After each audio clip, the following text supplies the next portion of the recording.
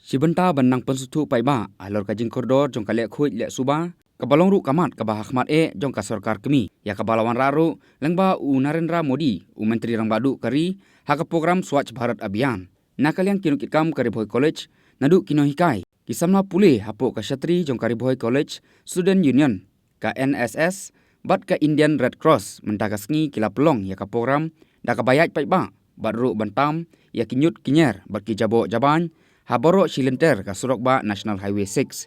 Ya kane ka jingyai rally lasdang nadu ka Ri Bhoi College daftar sadu ka office ka Deputy Commissioner Nongpo bat banwan phaibyang sa ka Ri Bhoi College. Lasakhiru ya ka jingra iki jingtho baper ban pustu paidbah halor ka khuid ka suba badru bantam ya ki jabo ki jaban. Laidon lang kane ka rally de ka kong M Kharsiing ka bade ka professor jong ka Ri Bhoi College bat ka balam ikmaru na ka Indian Red Cross. Usamla Rishan Jarwa u balam ikmat na ka NSS buat usamla Jason Lennox Nongrum, Vice President Ri Bhoi College Student Union.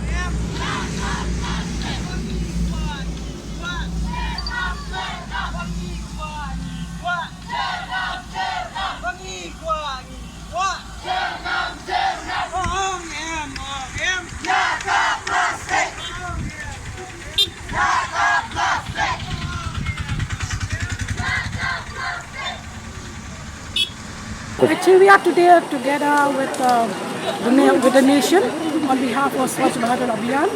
which was started in 2014 by Shri Narendra Modi, Prime Minister. And right from that time onwards, India as a whole, the Indian government as a whole is on a mission towards cleanliness. They want to maintain a clean and healthy India. And we, the college, on behalf of the country, is also initiating this clean drive so that we can give a message to the people of this area of Ri Bhoi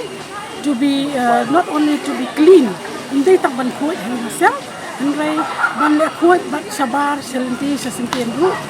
pynsngewthuh hindi tangki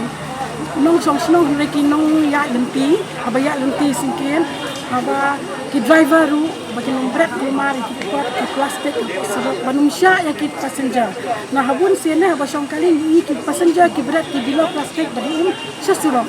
bat ki pla chips te ni kwa ni kirpat ya ki brio bagi perisa ya kata ban sedang ya kata ndai banong abik sarkar ban sedang hangi himarway dai mangi marway laring sedang dekat nu kan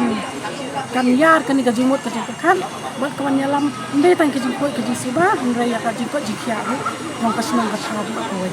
ni ya na college ni sedang kan ka mission na ka college ka campaign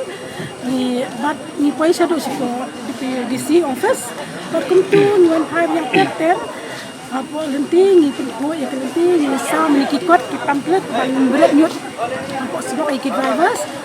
di kuntang yang pa sa college.